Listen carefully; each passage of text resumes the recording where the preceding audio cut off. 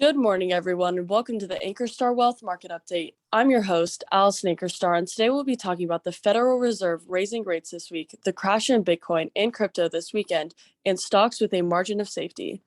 But before we begin, as a reminder, this is a financial education presentation and should not be construed as personal financial advice. Full disclaimer information is available at ankerstarwealth.com. Good morning, Steve. The Federal Reserve meets this week and is expected to raise short-term interest rates by 50 basis points or more. Will this send the markets to new lows? Well, Allison, good morning, and thank you for the intro. I do want to show this first because inevitably the answer is yes, right? So to your question, we do have the Federal Reserve meeting this week. They're highly projected to raise the interest rates 50 basis points, which, 0.5% for people that don't speak in basis points.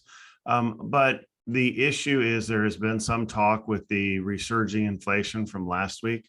That's again what caused the big sell-off on Friday, that the Fed might actually go with a 75 basis point increase. So I think there's negative scenarios either way, and that's all anybody's talking about is if they stick to their guns and go with 50 basis points, then it's not going to be enough. And if it's 75, if they go with 75 basis points, 0.75%, then there's a whole other camp out there that's going to say it's an overreaction. And either way, we end up in this deep recession. And an article talked about this morning. It was kind of funny, not in a humorous way, more of an ironic way. But he compared the 2022 stock market and the economy to a slow motion car crash. And it does kind of feel like it on a just wearing you down on a day-to-day basis, if you will, especially if you're checking your stuff every day, right?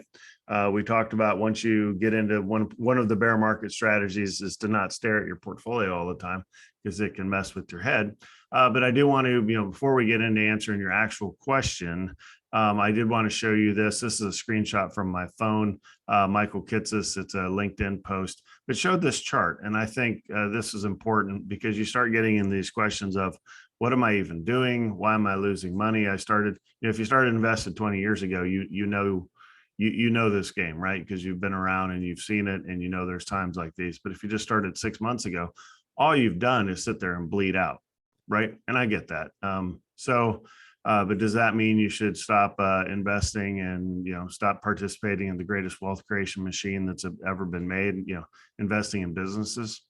There will be plenty of people that fold here, take their money, football or money, and go home and never invest again and say it's all rigged. It's a big casino, and the standard narratives that are out there. But that it's not. But I did want to show you this. Excuse me, this screenshot. And it says the worst 20 years for a 60-40 portfolio. These are the worst. This is the bottom 10. If you took every 20-year period since the 100+ history of the stock market, the worst ever 20-year performance is 98%. And the 10th worst ever is 244%. So that means the other 90+ data points here are all above 240%. So when people say invest for the long term, well, that's what they're talking about, and that's what I'm talking about. You want to be a lifelong investor. Now those words can ring hollow if you are talking about retirement, but yeah, if you're right on the corner of retirement, I'm not sure I would step away right now. It's a personal decision. If you have the resources to do it, do so. But if you don't, yeah, this would be the one where you might consider working just a little bit more. We've got inflation making everything more expensive. And then, of course, your asset pool that you've been creating over a lifetime has dwindled significantly. And, who knows? I think we are going to see a new low today, unfortunately, on the year. So let's go real quick over to the article that's kind of breaking this down for everybody. So here is the everybody's betting the Fed will tip the economy into a recession. And again, the big negativity is out of that May inflation report from it was, I believe, Friday morning, where inflation's still at 8.6% when everybody thought it was going to be on its way down. So the Fed has a job to do. They start their meeting tomorrow, Wednesday at 2 p.m. Eastern is the time when they release their minute or release what they're going to do for the rate hike. Again, 50 basis point hike expected. As far as the overall market, this is the QQQ, the NASDAQ, the worst of them all. Again, year-to-date change almost down 30%. And you've seen that in tech. And, it said Friday, are we going to hold the new lows? This was Friday. Well, we did hold it Friday. However, we're not holding it today. We're well below that this morning. So tripping over into the, 30% or almost 30% plus in technology. That, of course, will bring out the, drag everything down with it. When you look at the S&P 500, we got close to, but had not officially entered a bear market prior to today. This will take us, we're at that, we closed at the almost 18% down. So a 2% down move today will take us officially into the bear market. So again, the bottoms are not holding here. We had that nice move up. And then the past 2 days, Friday, we gave it all of last week up, and then continuing down this morning. So time to stick with your game plan. Again, bear market strategies, get out of speculative stuff, go with best of breed only, and hold through and grit your teeth and try to put new money to work. One thing that, if you've heard the name Jeremy Siegel, he's legend. This was his take this morning. I use a different term. I'll say you'll be happy you did. He says, tells investors they won't be sorry if they start deploying cash now. So is it the lock and load? No. Lock and load moments down at the 35% plus. We are not there.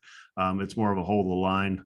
But you can start putting money into work here. You've heard me say that for the past month. And, according to the chart now that we're new lows, that would have been wrong, right? But when things are back off at new highs in 18 months or 2 years or whenever it actually happens, again, anytime you put cash to work in this bottom area, you're going to be happy you did. So overall, long answer there, Allison. But yeah, I think the Fed meeting is going to keep the markets pretty much in the red until we have the actual meeting. And then, in the past, the markets have gone green after the Fed announcement. So we shall see. Next, Bitcoin dropped 14% this weekend, and the crypto market lost over $200 billion this weekend. Is it game over for Bitcoin and the crypto world?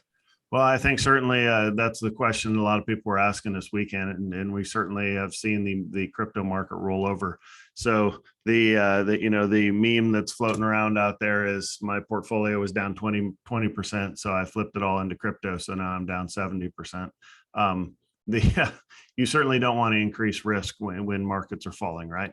The only remaining exposure we have to the crypto market is Bitcoin. In the book, I'm talking Bitcoin and Ethereum.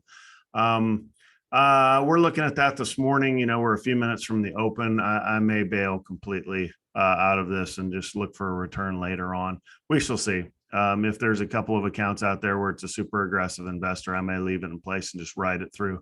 But certainly when you look at MicroStrategy, and Michael Saylor has been very open that if Bitcoin hits 22,000, that'll be a margin call for his company. Not good, because that's a big company. But certainly, when you look at the crypto space and should you be invested, again, you always want to, with your speculative stuff, get out of it when markets are on the way down, which they have been. So, but if you're still in it now, I think you have to ask yourself, this is the last off ramp you're going to see. If you're not going to sell here, then you pretty much need to take it to zero, right? Because it could certainly get ugly. And certainly if MicroStrategy rolls over. There was a crypto lending company, Celsius, paused withdrawals. So if you start seeing, and I'd imagine you'll see that this morning out of the crypto universe that's out there, that the infrastructure is what I'm talking about. If people are not letting others sell and get their money out, that's going to cause a panic, right? And doesn't matter what the underlying asset is.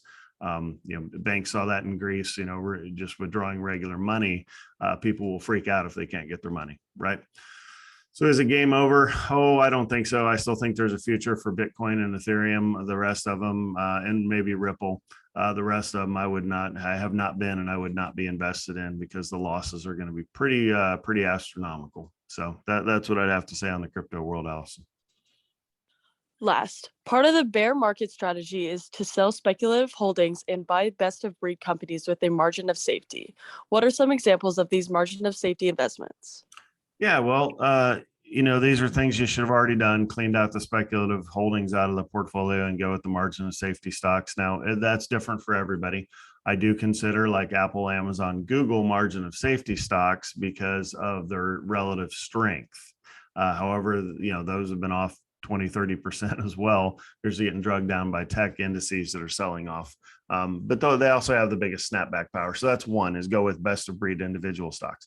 If you want to go with switching sectors, if you will, you can go into consumer cyclical, consumer, the different, get out of tech and rotate into energy, that sort of thing. You don't necessarily want to be there long term, but certainly you could try to make that rotation. That's the ultimate, that's pretty much market timing in fancier words, which I don't try to do that. I don't want to make any attempt to try to time this. I want to load up on the best of breed names while we're down here at the bottom.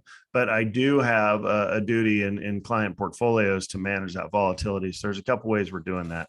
We've been talking about this for about a month now, I believe.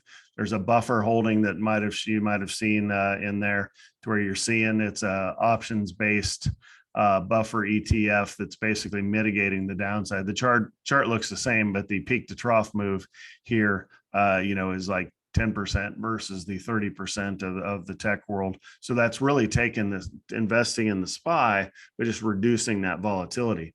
So that's one thing you're seeing. And another thing that showed up late last week that you're going to see more of is this K&G holding, and that is a dividend aristocrat type holding. So you do, and again, the chart's down, but again, a far smaller magnitude than the overall market. But here you're getting a 3.76% yield, and they're using options basically to mitigate that downside, buying puts, so that sort of thing. How do I insure my portfolio? Well, this is doing it inside this fund. And this fund is actually a fund of fund, a whole bunch of different options, things going on. And, normally I steer clear of this stuff. And you've heard me kind of talk against these things because they're financial engineering at its best. But both Buffer and K&G are designed to reduce that volatility and really stop, mitigate the downside, if you will. So that's what we're going to do in portfolios. You've seen some of it already, and you'll start to see more of it this week.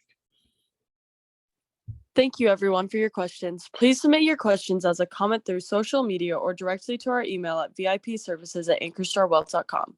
And don't forget to like and subscribe to get daily updates.